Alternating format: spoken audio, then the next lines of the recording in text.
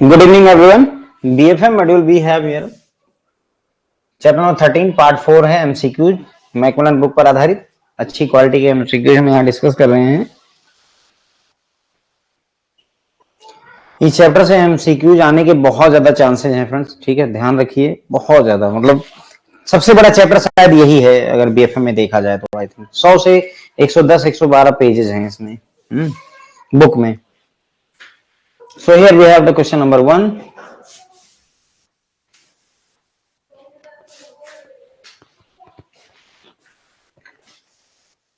Good evening सभी को नमस्ते।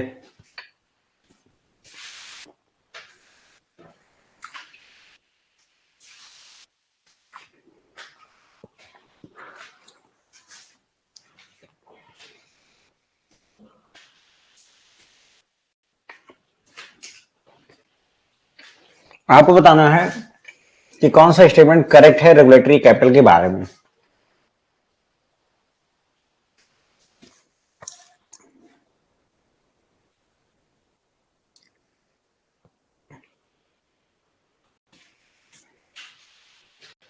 नमस्ते, गुड इवनिंग। पहला है कि टायर 1 कैपिटल में कॉमन इक्विटी टायर 1 और टायर 2 होती है, तो नहीं, ऐसा नहीं है। टायर 1 कैपिटल अलग होती है, टायर 2 कैपिटल अलग होती है। टायर 1 में कॉमन इक्विटी टायर 1 होता है और प्लस एडिशनल टायर 1 होता है। ओके, तो अगर लिखा होता कि common equity tier 1 plus additional tyre 1 होता तो सही हो जाता। टायर 2 कैपिटल को गोइंग कंसर्न कैपिटल कहते हैं, तो नहीं, इसको गॉन कंसर्न कहते हैं। क्या बोलते हैं? गॉन कंसर्न बोलते हैं। गोइंग कंसर्न टायर 1 कहलाती है। Tyre 2 capital can be more than 100% of tyre 1 capital, तो ये भी सही नहीं है ना। च्युइंगम खा रहा हूं। टायर 2 कैपिटल जो है 100% से ज्यादा हो सकती है, तो ये नहीं पॉसिबल है। Tyre 2 capital can be maximum 100% of tyre 1। ठीक है सर, एड्रेस दीजिए, भिजवा देता हूं मैं आप सबको। फिर गोइंग कंसर्न यानी कि टायर 1 कैपिटल जो होती है can observe the losses while the bank remain operation. Bank काम करता रहे तब भी उस लॉस को ऑब्जर्व कर सकती है टायर 1 कैपिटल, तो ये इसकी खासियत होती है। सो दिस इज करेक्ट, सी सही है। ठीक है, तो यहां देखिए मैंने आपको बता ही दिया है कि जो रेगुलेटरी कैपिटल होती है उसमें टायर 1 कैपिटल होती है जिसे गोइंग कंसर्न कैपिटल कहते हैं। इसमें दो पार्ट होते हैं, कॉमन इक्विटी टायर 1 और दूसरा एडिशनल टायर 1। दूसरी टायर 2 कैपिटल होती है जिसे गॉन कंसर्न कैपिटल भी कहते हैं। अगर याद हो तो इसे कोर कैपिटल भी कहा गया था और इसे सप्लीमेंट्री कैपिटल भी कहा गया था। याद रखें, पूछे जाते हैं, ये सारी बातें पूछे जाती है। देखिए कैसे क्वेश्चन घुमाया गया है, कितने तगड़े तरीके से घुमाया है पिछला क्वेश्चन, है ना। From regulatory capital property going concern capital या इसे ही टायर 1 कैपिटल कहते हैं, is the capital which can absorb the losses without triggering bankruptcy of the bank. Bankruptcy के बगैर जो है लॉस को एब्जॉर्ब कर सके, ऐसी खासियत होती है टायर 1 कैपिटल में, गोइंग कंसर्न कैपिटल में या कोर कैपिटल में। ठीक है, गॉन कंसर्न कैपिटल किसे कहते हैं? टायर 2 कैपिटल को। ये वो कैपिटल है जो कि एब्जॉर्ब करती है लॉसेस को उन सिचुएशन में जहां पर बैंक लिक्विडेट होने वाला है, बैंक अब दिवालिया होने ही वाला है, उस केस में। Okay, which of the following best describe the role of banks in internal rating based approach for credit risk? Credit risk को मेजर करने के लिए इंटरनल रेटिंग बेस्ड अप्रोच होती है, एक फाउंडेशन अप्रोच होती है और एक एडवांस अप्रोच होती है। तो आपको बताना है कि इनमें से कौन सा।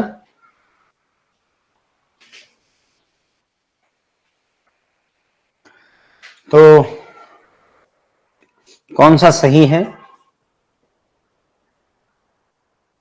तो इसमें सही है इंटरनल रेटिंग बेस्ड अप्रोच में banks provide internal risk assessment but risk weights are applied as per the regulatory guideline. जो रिस्क वेट है वो रेगुलेटरी गाइडलाइन के हिसाब से लगाए जाते हैं। इंटरनल रिस्क असेसमेंट बैंक द्वारा किया जाता है। सो सी इज आवर आंसर। यहां पर मैं थोड़ा सा ये बता दूं, देखिए मैंने आपको बताया था कि वेशल में 3 रिस्क की बात करते हैं हम, ऑपरेशनल रिस्क की, क्रेडिट रिस्क की और मार्केट रिस्क की। और तीनों रिस्क को मेजर करने के 3 मेथड होते हैं। वो सारे मेथड यहां पर लिखे हुए हैं, एक बार इसको अच्छे से पढ़ लीजिए क्योंकि इससे भी क्वेश्चन आते हैं। क्वेश्चन वैसे पूछते हैं, क्या करेंगे कि कैपिटल फॉर क्रेडिट रिस्क के लिए 1 2 3 ये रख दिया और चौथा जो है मान लीजिए ये वाला रख दिया। ठीक है, तो पूछेगा कि इसमें से कौन सा मेथड क्रेडिट रिस्क के कैपिटल चार्ज के लिए नहीं यूज होता है, तो ऑब्वियसली ये वाला नहीं यूज होता। इस तरीके के क्वेश्चन बहुत बनते हैं, तो इसलिए मैं लाया हूं आपके लिए डिटेल में। कैपिटल फॉर क्रेडिट रिस्क के लिए 3 अप्रोच हैं, standardize approach, internal rating based foundation approach, internal rating based advance approach. ये क्रेडिट रिस्क को मेजर करने के 3 मेथड हैं जो वेसल ने दिए हुए हैं। उसी तरीके से मार्केट रिस्क को कैलकुलेट करने के लिए 3 मेथड हैं, स्टैंडर्डाइज अप्रोच मैच्योरिटी मेथड की, स्टैंडर्डाइज अप्रोच ड्यूरेशन मेथड की, और इंटरनल मॉडल्स अप्रोच। ये 3 मेथड हैं जो मार्केट रिस्क को कैलकुलेट करने के लिए होते हैं, और 3 ही मेथड ऑपरेशनल रिस्क को कैलकुलेट करने के लिए दिया गया है, basic indicator approach, standardize approach और एडवांस मेजरमेंट अप्रोच या एएमए बोल देते हैं। ठीक है, अब यहां पर एक और चीज देखिएगा, तो ए इंडिया लिखा हुआ है, इसका मतलब यह है कि हमारे देश में किस मेथड को बैंक अडॉप्ट कर सकता है। हमारे देश में capital charge for credit risk को कैलकुलेट करने के लिए आरबीआई ने स्टैंडर्डाइज अप्रोच को अप्रूव किया हुआ है। तो दोनों क्वेश्चन पूछे जाते हैं। ठीक है, दोनों क्वेश्चन फ्रेंड्स जो है पूछे जाते हैं।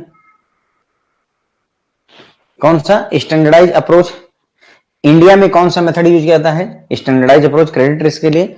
उसी तरीके से मार्केट रिस्क के लिए इंडिया में कौन सा यूज होता है, ये ड्यूरेशन मेथड हमारे देश में यूज होता है। और तीसरा जो है ऑपरेशनल रिस्क के लिए बेसिक इंडिकेटर अप्रोच यूज की जाती है हमारे देश में। ठीक है, तो इंडिया इसीलिए लिखा है हमारे देश में कौन सा मेथड यूज करता है।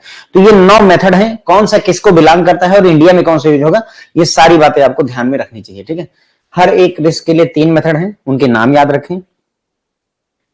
शशि रंजन सर देखना पड़ेगा मुझे। ठीक है, उसके बाद में मार्केट रिस्क के लिए 3 मेथड हैं, और उसके बाद में ऑपरेशनल रिस्क के लिए 3 मेथड हैं। यहां से क्वेश्चन भरपूर बनते हैं।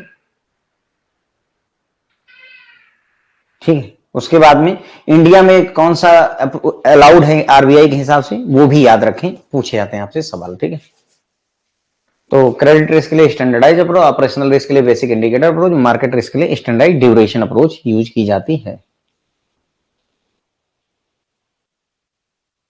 Okay, so we have here which of the following key parameters are used in internal ratings based approach for credit risk for calculation of risk weighted asset for exposure to banks or corporate entities। मतलब कहने का इनका ये है कि internal rating based जो हमारी approach होती है उसमें आरडब्ल्यूए कैलकुलेट करने के लिए कौन कौन से पैरामीटर यूज किए जाते हैं। Probability of default, loss given default, exposure at default, maturity, GDP growth. इनमें कौन कौन से पैरामीटर यूज किए जाते हैं जब आप आरडब्ल्यूए कैलकुलेट कर रहे हैं, किसके लिए, क्रेडिट रिस्क के लिए, किस मेथड से, इंटरनल रेटिंग बेस्ड अप्रोच के लिए।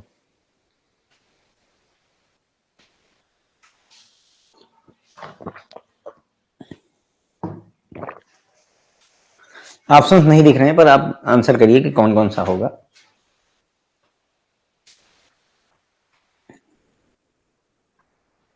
ऑप्शंस में दिखा देता हूं, चलिए। ठीक है, ये ऑप्शन है 2 3 4 है, यहां पर 3 और 4 है, 1 2 3 और 4 है।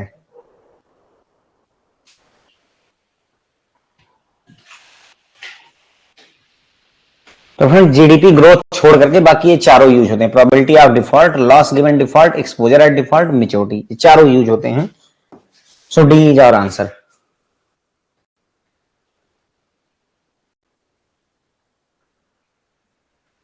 ठीक है, ध्यान रखें क्वेश्चन पूछा जाता है, ये बड़े ही इंपॉर्टेंट टर्म है अपने आप में। प्रोबेबिलिटी ऑफ डिफॉल्ट मैंने एक केस स्टडी करवाई हुई है, loss given default, exposure at default और मेच्योरिटी। तरह तरह के क्वेश्चन पूछे जाते हैं इससे रिलेटेड। ओके, जैसे यही क्वेश्चन देखिए, what does probability of default measure in risk assessment. देखिए अभी हमने प्रोबेबिलिटी ऑफ डिफॉल्ट की बात की थी ना, तो प्रोबेबिलिटी ऑफ डिफॉल्ट क्या बताती है।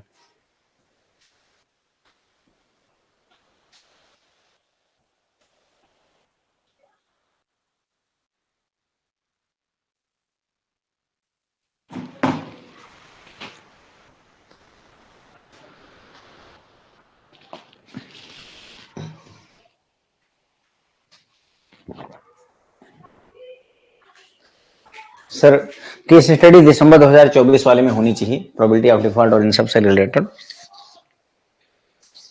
चैप्टर नंबर 13 के वीडियोज देखिएगा। ये होता है the likelihood that a borrower will default over a given time horizon, horizon मतलब कि 1 साल 2 महीना 3 महीना लाइक दैट। तो प्रोबेबिलिटी ऑफ डिफॉल्ट, डिफॉल्ट होने की प्रोबेबिलिटी क्या है, तो बारवर पैसा नहीं देगा, उसके लाइक्लीहुड को ही प्रोबेबिलिटी ऑफ डिफॉल्ट मेजर करती है।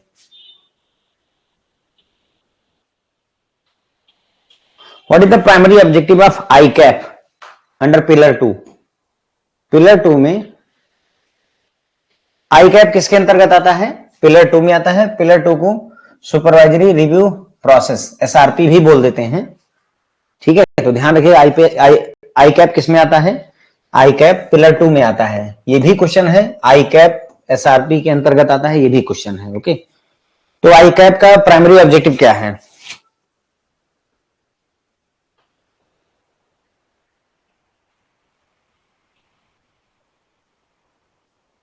थोड़ा सा सही से पढ़ेंगे तो ऑप्शन खुद ही अपने आप को एलिमिनेट करते हुए दिखेंगे, आंसर आसानी से किया जा सकता है।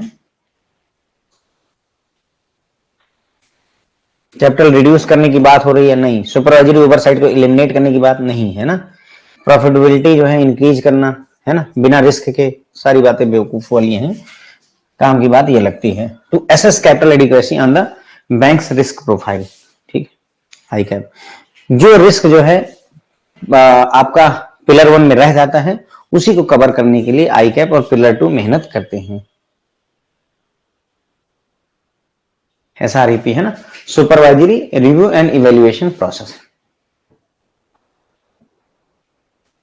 What is the primary purpose of CCB, capital conservation buffer? ये क्वेश्चन एग्जाम में आया हुआ है कि कैपिटल कंजर्वेशन बफर का प्राइमरी पर्पज क्या है।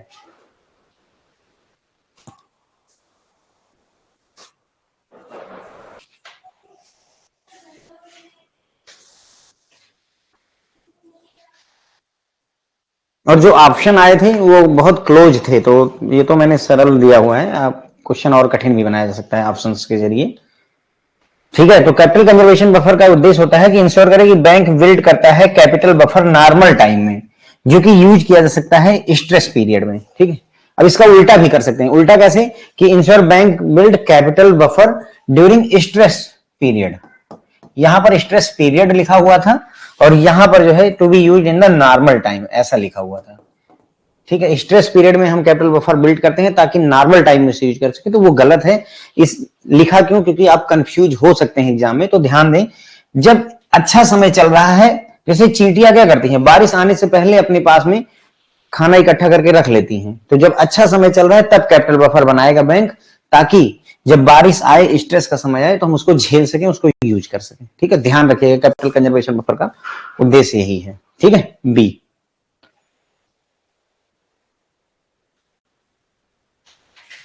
Question number 7, what is the required capital conservation buffer that bank must maintain in the form of CET1? देखिए पहला क्वेश्चन यही बन जाता है कि सीसीबी को किस फॉर्म में मेंटेन किया जाता है, तो कॉमन इक्विटी टायर 1 के रूप में मेंटेन किया था। ध्यान रखेंगे, कैपिटल कंजर्वेशन बफर को कॉमन इक्विटी टायर 1 के रूप में मेंटेन किया जाता है, ठीक है।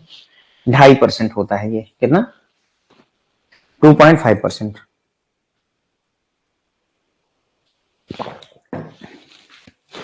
रिस्क वेट एसेट का 2.5% मेंटेन करते हैं, लेकिन जो चीजें कॉमन इक्विटी टायर 1 का पार्ट होती है उसी के रूप में ही इसको रखा जाता है, कॉमन कैपिटल कंजर्वेशन बफर को, ठीक है। तो दो क्वेश्चन है यहाँ पर, 2.5% तो आपको याद ही है।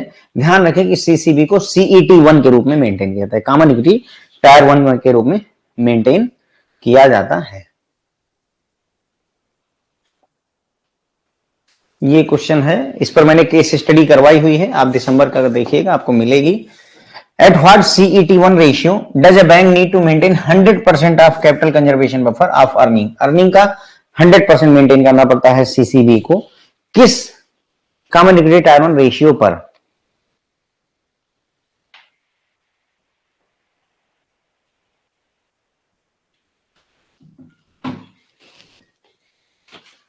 केस स्टडी बाकायदा मैंने इसमें फ्रेंड्स करवाई हुई है, आपको देखिएगा, एवरीथिंग इज विथ लॉजिक, और पूछा जाता है, केस स्टडी आई हुई है। ये होता है फ्रेंड्स 5.5% से 6.125% के बीच में जब रहता है तब 100% मेंटेन करना पड़ता है। इसकी एक टेबल है बाकायदा, ये देखिए यहाँ पर, हियर इज द टेबल, यहाँ पर जो है ये है, देखिए क्या है, common equity tier 1 ratio including current period की अर्निंग, तो कितना हो, अगर 5.5% से 6.125% होगा तो क्या मेंटेन करना पड़ेगा, 100%। 100% क्या, मिनिमम कैपिटल कंजर्वेशन रेशियो होना चाहिए, ये परसेंटेज ऑफ अर्निंग जितना भी बैंक ने कमाया उसका 100% मेंटेन करना पड़ेगा अगर कॉमन इक्विटी टायर 1 का रेशियो इतना है बैंक का। ठीक है, कॉमन इक्विटी टायर 1 कितना होना चाहिए, वैसे CET1 कितना होना चाहिए, कॉमन इक्विटी टायर 1 कितना होना चाहिए,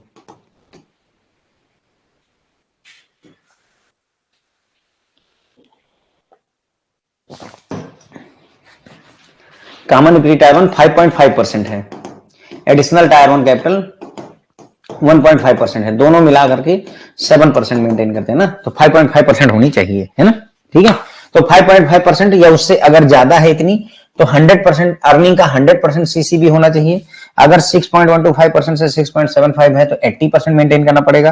देखो यहाँ क्या हो रहा है, जैसे जैसे बैंक की कॉमन इक्विटी टायर 1 ज्यादा होती जा रही है, होनी चाहिए 5.5% ही, लेकिन बना लिया अगर तुमने 8% से भी ज्यादा रख लिया तो तुम्हें फिर ये CCB अर्निंग का इतना 0% मेंटेन करने की जरूरत रहेगी, ये चीज है यहाँ पर। ठीक है, तो ध्यान रखें, इस पर मैंने बाकायदा केस स्टडी करवाई है, ये नंबर्स कैसे आ रहे हैं वो भी पूरा सिखाया हुआ है, यहां नहीं सिखा रहा हूं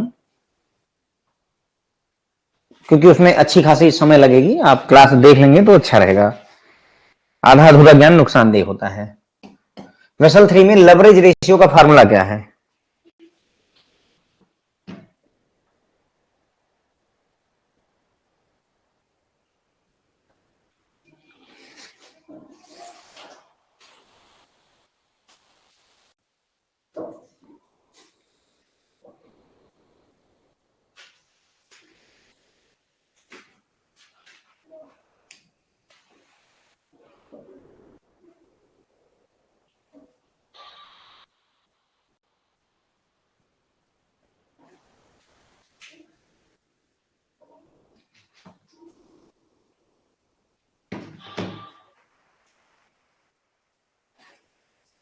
capital measure divided by exposure measure, capital measure divided by exposure measure. Leverage ratio का फार्मूला, ठीक है, कूके रेशियो का फार्मूला और net stability funding ratio NSFR का फार्मूला, ये फार्मूले आपको याद रहने चाहिए, कई बार सीधे सीधे फार्मूले पूछे गए हैं, कई बार पूछे गए हैं। ओके, सिंपल यही इतना ही आपसे पूछा जाता है। ओके, लेवरेज रेशियो मैंने बता दिया है, कूके रेशियो मैंने आपको बताया है CRAR को कहते हैं, नेट स्टेबल फंडिंग रेशियो आगे बढ़ा देंगे। तो leverage ratio capital measure divided by exposure measure, even numerical भी इस पे रख देते हैं, क्या बोलेंगे 110 करोड़ का कैपिटल है और 100 करोड़ का लोन दिया है तो लेवरेज रेशियो निकालो, सिंपल सा, कुछ नहीं, कैपिटल को ऊपर रखिए डिवाइडेड बाय एक्सपोजर जितना उसको नीचे रखिए, डिवाइड कर दीजिए, आंसर हो जाएगा। ये क्वेश्चन जो है दिसंबर 2024 का है, बहुत मशहूर क्वेश्चन है फ्रेंड्स, ये DSIB बहुत मशहूर क्वेश्चन है।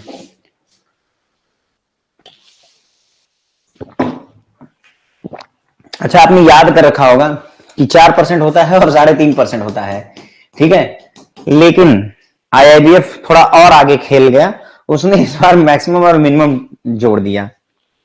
ऐसे तो हमें पता होता है कि मतलब 3%, 3.5% मेंटेन करना है, 4% मेंटेन करना है, जो DSIB है उनको 4% और जो अदर है उनको 3.5% मेंटेन करना होता है लेवरेज रेशियो, लेकिन मिनिमम 4% की maximum 4%, that was a concern, इस बार क्वेश्चन पूछा गया है।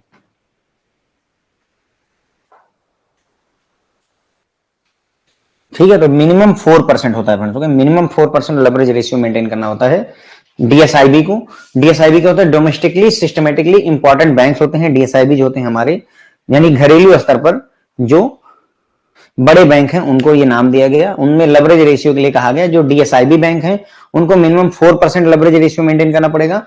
इसके अलावा जितने भी बैंक हैं उनको 3.5% मिनिमम, ये भी मिनिमम ही है, मिनिमम 3.5% लेवरेज रेशियो मेंटेन करना पड़ेगा। DSIB के अलावा जितने बैंक हैं उनके लिए 3.5% का है।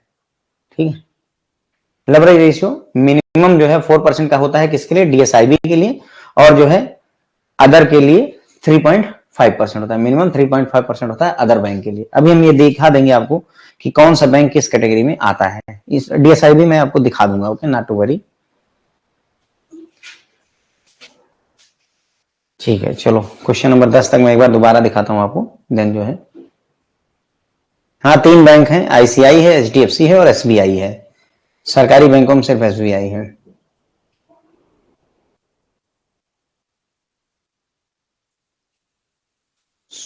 यहां पर था, क्वेश्चन पूछा गया था इनमें से कौन सा स्टेटमेंट करेक्ट है। तो टायर 1 कैपिटल में कॉमन इक्विटी टायर 1 होता है प्लस एडिशनल टायर 1 होता है, बाकी और कोई नहीं होता, तो ये गड़बड़ है।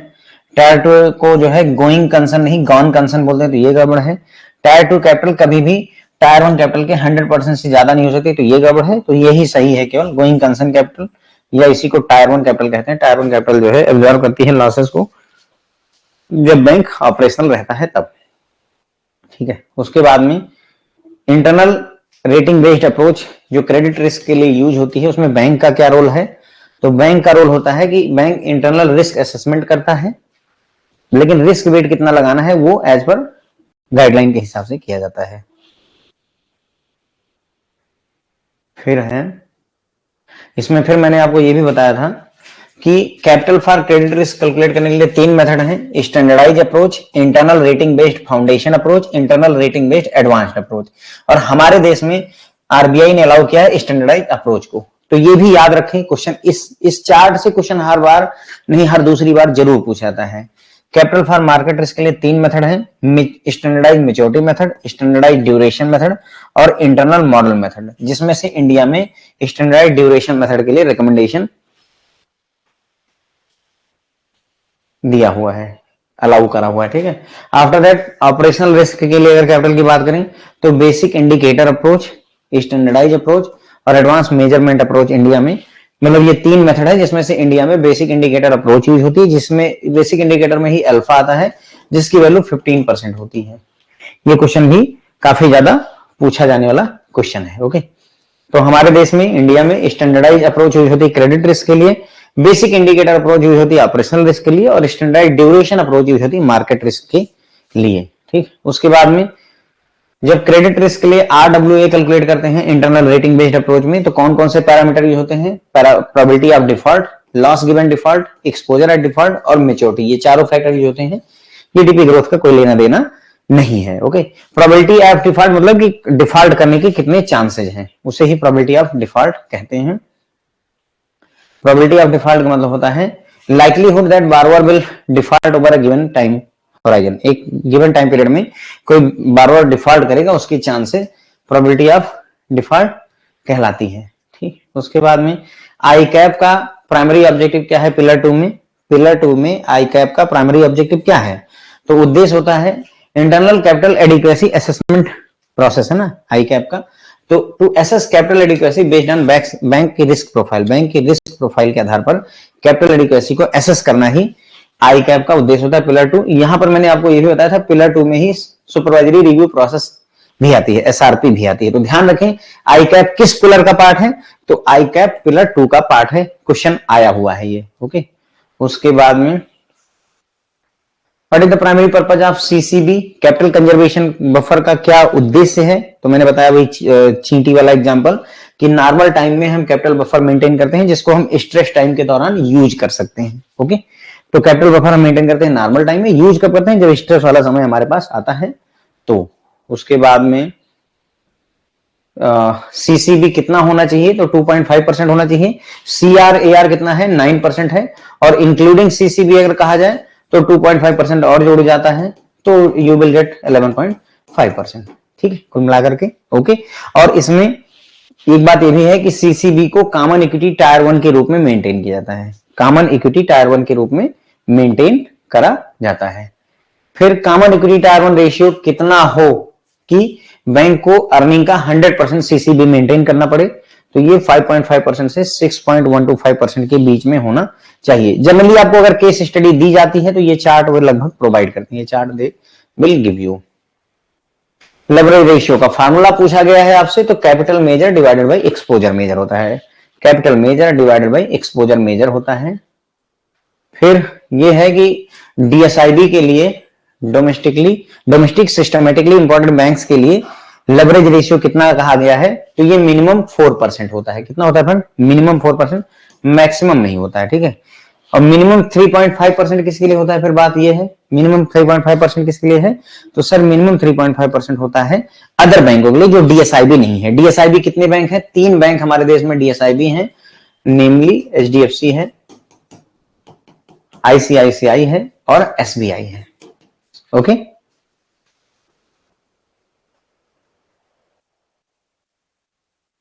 फिर अगला सवाल है सीसीबी, ट्रिपल सीबी यानी कि काउंटर साइक्लिक कैपिटल बफर जो होता है वो किस फॉर्म में मेंटेन किया जाता है? Question number 11। अभी तो हमने सीसीबी तो पढ़ा था, कैपिटल कंजर्वेशन बफर सीईटी 1 के रूप में मेंटेन किया था, ये तो हमने पढ़ा। सवाल यह है कि सीसीसी बी किस रूप में मेंटेन किया जाता है?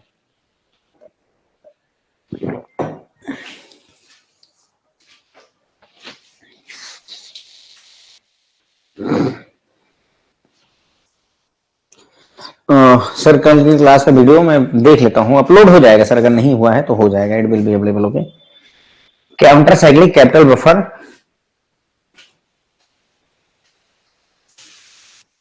तो ये भी फ्रेंड्स जो है जैसे सीसीबी है उसी तरीके से ट्रिपल सीबी है, बिल्कुल सेम वही पैटर्न रहेगा, ध्यान रखने के लिए बता रहा हूं। कॉमन इक्विटी टायर 1 के रूप में ही मेंटेन किया जाता है, कॉमन इक्विटी टायर 1 के रूप में ही काउंटर साइकिल कैपिटल बफर।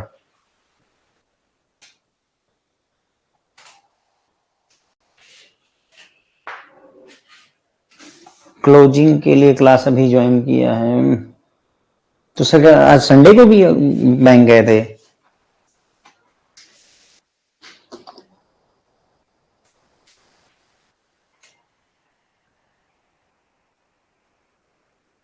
तो ये भी जो है आपका 0 से 2.5% के बीच में होती है, 0 से 2.5% के बीच में होती है और कॉमन इक्विटी टायर 1 कैपिटल के रूप में ही इसको मेंटेन किया जाता है। फिर ये क्वेश्चन जो क्वेश्चन नंबर 12 है फ्रेंड्स, ये भी दिसंबर 2024 में पूछा गया क्वेश्चन है। ये पहली बार क्वेश्चन पूछा था उन्होंने, पहली बार क्वेश्चन आया था लेकिन पूछा था उन्होंने।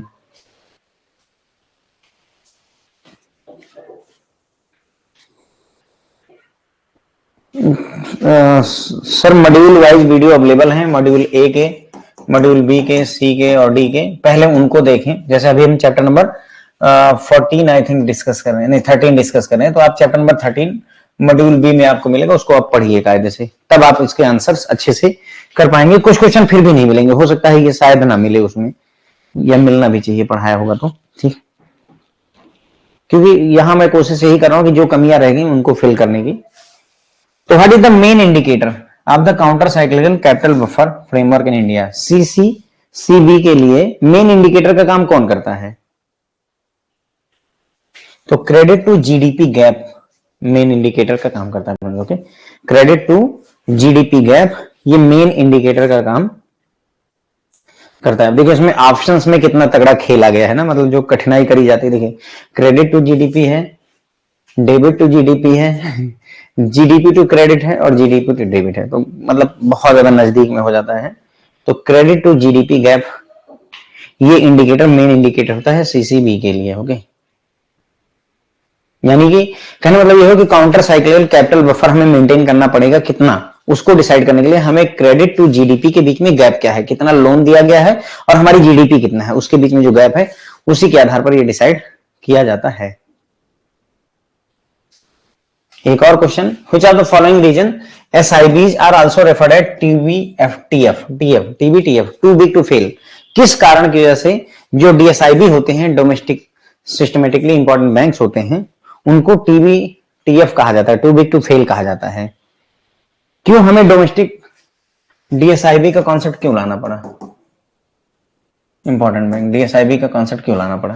क्योंकि अगर ये बैंक फेल हो जाए फ्रेंड तो पूरी इंडस्ट्री तबाह हो सकती है, मतलब पूरी इकोनॉमी ध्वस्त हो सकती है। इतने बड़े बैंक हैं, मतलब कहने का अगर हम देखें तो एसबीआई, एचडीएफसी और आईसीआई अगर ये मतलब फेल कर जाए, मतलब किसी वजह से बैंकरप्ट या समथिंग लाइक दैट, तो पूरी इकोनॉमी हिल सकती है। इसीलिए इनको डीएसआईबी बैंकों का दर्जा दिया गया, डोमेस्टिकली सिस्टमेटिक इंपॉर्टेंट, तो इसीलिए उनको कहा गया टू बिग टू फेल। तो इसका मतलब ये है कि their failure would cause significant disruption to the economy को प्रभावित कर दी अगर ये फेल कर जाते हैं, ठीक है, इसीलिए इनको डीएसआईबी बोला गया है, ठीक है।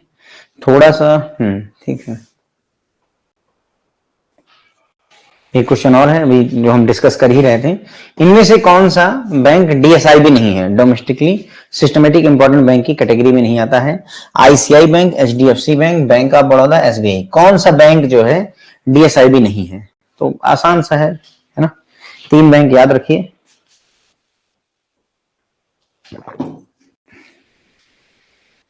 ठीक है, अभी आसान सा क्वेश्चन है, बैंक ऑफ बड़ौदा इसमें नहीं आता है, पीएनबी वगैरह नहीं आते हैं। सरकारी में सिर्फ SBI, ICI and HDFC is there. Okay, DSIB देखिए यहाँ पर presently there are 3 banks in DSIB. State Bank of India जो कि बकेट 4 में आता है, इसको फर्दर बकेट में भी बांटा है इन्होंने। आईसीआई बैंक बकेट 2 में आता है और एचडीएफसी बैंक बकेट 1 में आता है। अब किसी बकेट में आने का क्या फर्क है तो वो भी जानिए। ठीक है, जैसे ये है bucket and additional common equity tier 1 capital form 1 अप्रैल 2025। एक ये नया चेंज है फ्रेंड्स। देखिए इस क्वेश्चन के पूछे जाने के थोड़े ज्यादा चांस है क्योंकि ये लेटेस्ट अपडेट है ना, ये लेटेस्ट अपडेट है। टोटल 5 बकेट हैं, उसमें से इन बकेट में इनको रखा गया है। क्योंकि 1 अप्रैल 2025 से ये चेंजेस आ रहे हैं, लेकिन इसकी अनाउंसमेंट काफी पहले की गई है, तो चांसेस है कि पूछ ले जाए। वरना गाइडलाइन क्या है कि 30 दिसंबर तक जो भी चेंजेस हुए 2024 तक वही एप्लीकेबल होंगे। नॉर्मली यही है जून के एग्जाम में, लेकिन चूंकि 30 दिसंबर से पहले सर्कुलर आ गया है, इफेक्टिव अप्रैल से, तो चांसेस हैं कि पूछा जाए। ठीक है, ध्यान रखिए एसबीआई बकेट 4 में आता है और उसको कहा गया है कि 0.08% एक्स्ट्रा, जैसे 9% प्लस 2.5% तो कर ही रहे हो, 11.5% ये तो करोगे ही। उसके अलावा आपको कॉमन इक्विटी टायर 1 के रूप में एक्स्ट्रा 0.8% और रखना होगा। ठीक है, समझ गए बात को क्या कह रहा है?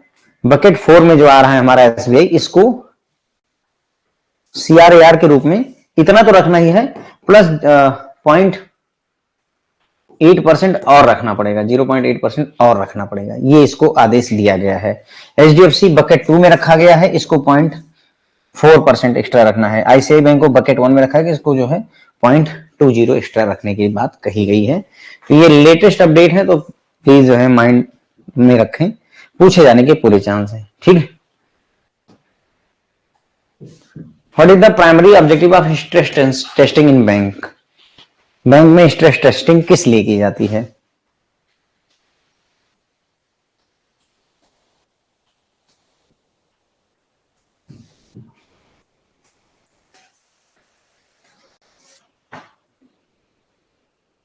ठीक है, थोड़ा सा ऑप्शंस को पढ़िएगा, आपको आसानी से आंसर आ जाएगा। डीएसआईबी इंपॉर्टेंट टॉपिक है। ठीक है, मैंने आपको फार्मूले जो बताए, कुके रेशियो, अल्फा,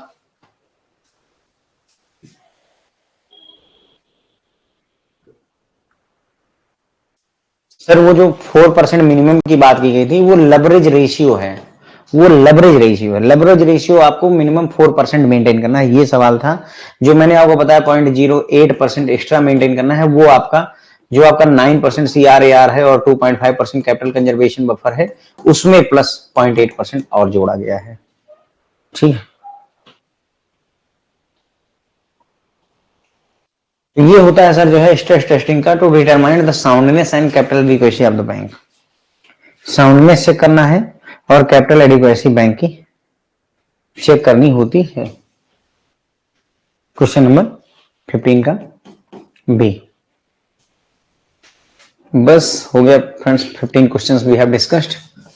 मैं क्वेश्चन नंबर 11 से एक बार आपको फिर से बताता हूं। तो देखिए क्वेश्चन है कि ट्रिपल सीबी को किस रूप में मेंटेन किया जाता है? तो कॉमन इक्विटी टायर 1 के रूप में, चाहे सीसीबी हो कैपिटल कंजर्वेशन बफर, चाहे counter cyclic capital conservation buffer हो, है ना, कैपिटल बफर हो, ट्रिपल सीबी सब एक ही है, CET1 और कैपिटल मतलब कॉमन इक्विटी टायर 1 के रूप में ही मेंटेन किया जाता है दोनों को। ठीक है, काउंटर साइक्लिकल कैपिटल बफर। ठीक है, तो ये हो गई बात, आंसर इज बी। उसके बाद में इनमें से CCCB के लिए, ट्रिपल CB के लिए कौन सा मेन इंडिकेटर का काम करता है? तो मेन इंडिकेटर का काम क्रेडिट टू जीडीपी गैप करता है, क्रेडिट टू जीडीपी गैप करता है। उसके बाद में डीएसआईबी को टू बिग टू फेल क्यों कहते हैं? क्योंकि अगर ये फेल कर गए तो उसकी वजह से इकोनॉमी हिल जाएगी, डिसेप्शन आ जाएगा, इसीलिए इनको टू बिग टू फेल कहा जाता है। इसीलिए इनको एक्स्ट्रा जो है वो रिस्क वेटेड एसेट का एक्स्ट्रा परसेंटेज मेंटेन करने की भी सलाह दी जाती है, कहा जाता है। इनमें से कौन सा बैंक डीएसआईबी नहीं है? तो 3 बैंक है जो डीएसआईबी है, सरकारी में एसबीआई, प्राइवेट में आईसीआई और एचडीएफसी, बीओबी या कोई और बैंक, यहाँ कैनरा पीएनबी चाहे जो लिख दे, वो डीएसआईबी नहीं है। डीएसआईबी में हमने ये देखा कि एसबीआई को कुल मिलाकर के 5 बकेट बनाई है, आरबीआई ने 5 बकेट बनाई हुई है, लेकिन कौन सा किस बकेट में कब है वो खुद डिसाइड करते हैं। तो एसबीआई को उन्होंने अभी बकेट 4 में रखा है, अगर हो सकता है बकेट 5 में कभी रख दें तो उनको फिर 1% एक्स्ट्रा मेंटेन करना पड़ेगा। ओके, तो बकेट 1, 2, 3, 4, 5 में ऐसा है 0.20% है, 0.40% है, 0.60% है, 0.80% है और 1% है। इस तरीके से ये चलता है। ये क्या चीज है?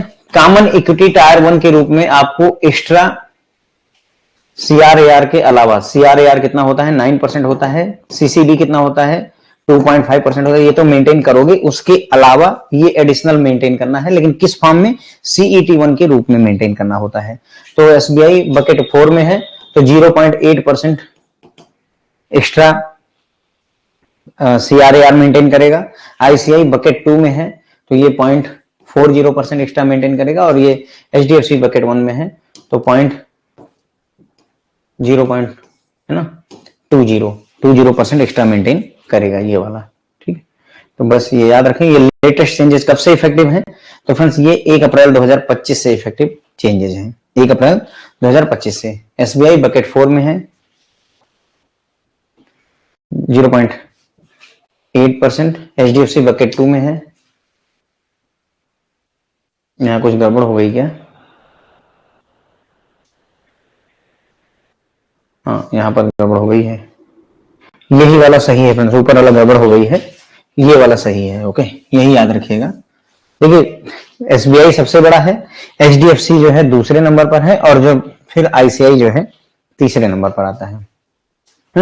यही करेक्ट है, मैं समझ गया, देयर इज ए मिस्टेक, ये वाला करेक्ट है।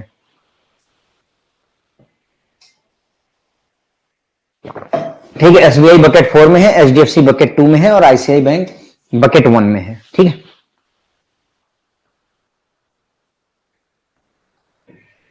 क्वेश्चन नंबर 15 है, प्राइमरी ऑब्जेक्टिव स्ट्रेस टेस्टिंग का क्या होता है?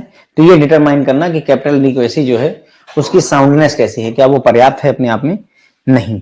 बकेट में सर, बकेट गुड का मतलब नहीं है। देखिए जैसे बकेट 1, 2, 3, 4 और 5 किया गया, तो जैसे जैसे बकेट बढ़ती जाएगी वैसे वैसे आपके हैसियत और औकात बढ़ती जा रही है, आपके फेल होने पर और ज्यादा प्रभाव आएगा। इसीलिए देखो एसबीआई को बकेट 4 में रखा गया, इसका मतलब ये ज्यादा बड़ी वैल्यू का है, इसीलिए इसको ज्यादा रिस्क वेट एसेट का 0.8% एक्स्ट्रा सीआरआर मेंटेन करने के लिए कहा गया है। ओके, हाँ पीडीएफ में करेक्शन आ जाएगी। यस, क्वेश्चन नंबर 14 में, यस पीडीएफ में करेक्शन के बाद ही भेजते हैं सर।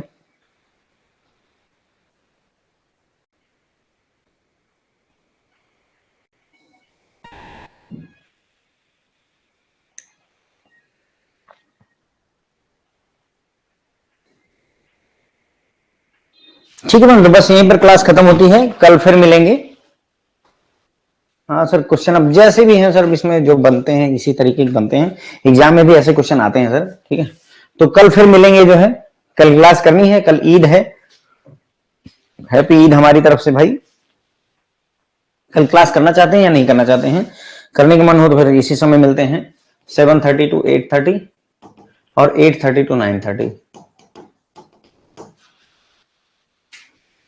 एनुअल क्लोजिंग भी है, एनुअल क्लोजिंग भी है, कल क्लोजिंग भी है, और मेरे ख्याल से तो डे एंड ही फंसा के रखेंगे कि आप लोगों को छुट्टी मिल जाएगी, ये बताएं मुझे।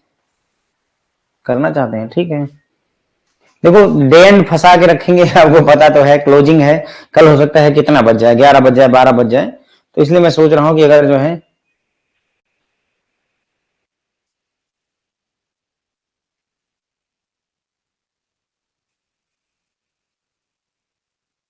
ठीक है, चलो सभी लोग क्लास से कह रहे हैं। ठीक है, कल 8:30 वाली क्लास, ये बीएफएम वाली क्लास रहेगी। ठीक है, कल हम बीएफएम की क्लास केवल अटेंड करेंगे, एबीएम की नहीं करेंगे। ओके, क्लोजिंग है, सभी लोग परेशान रहेंगे, है ना, डे एंड चेक लगेगा, घर आने नहीं देंगे, 12 बज जाए, 1 बज जाए, एनुअल क्लोजिंग है, 1-1 बजे, 2-2 बजे, 3-3 बजे रात में निकलने को मिलता है।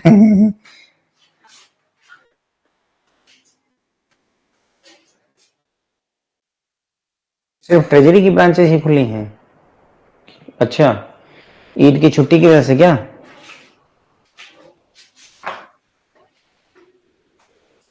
चलो ठीक है, कोई बात नहीं है। डील वही, कल बीएफएम की क्लास करेंगे 8:30 पे। ओके,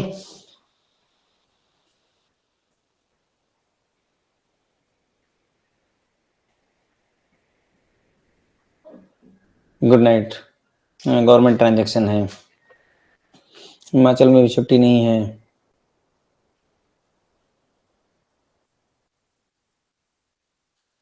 ठीक है सर, ठीक है, 8:30 बजे मिलेंगे कल सभी को। गुड नाइट, बीएफएम पढ़ेंगे। Thank you so much.